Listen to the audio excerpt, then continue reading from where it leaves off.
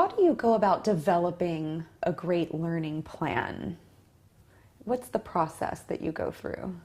Well, I'll go back to talking about gap analysis, and this isn't an original idea of ours, but I believe very strongly that the research that people in human performance technology did about what are the components of performance is really important as a foundation for all of this here. So if you're looking at, you want certain results and you associate those results with certain performances, and you need to have some way of measuring whether you're getting a performance or not. So if it's all anecdotal, yeah, he's doing a great job, no, he's doing a terrible job, that's not very useful to you. So you've got to have metrics for performance. And in some cases you have to simply assign them in some way. They're not going to be completely objective, but at least have some agreement on what we think is associated with great performance. And when when the results aren't there, then take a look at, well, is the performance there?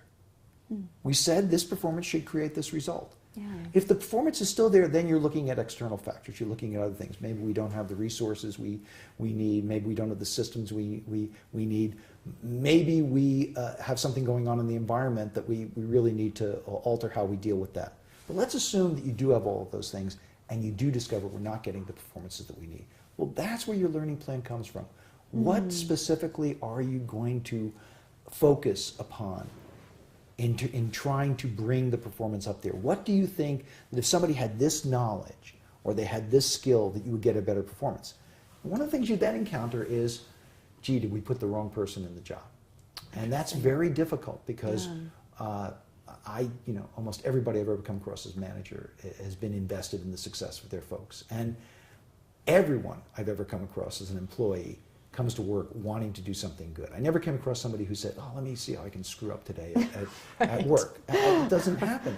But in some cases, people end up in a job where they don't have the competencies, or the job has shifted because of those external forces there.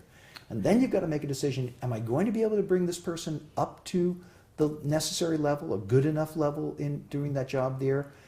Or do I need to make a shift? And that's a difficult decision because making the shift is going to cost you money. It's going to create downtime for you in doing things there. So you're sort of in, as my brother John and I wrote one time, you're in the warm body thing. It would be better to have a warm body or no body in doing that particular work there. But that's the crux of it, is understand what performances are associated with what results. That's difficult to do because folks often say, well, I know enough about that. I really don't want to spend the time going into that there. We can just trust that this person will do this here. But you've got to, if you're in the learning organization, to press people to articulate to you what are the details of that performance and how do you know it's associated with that result.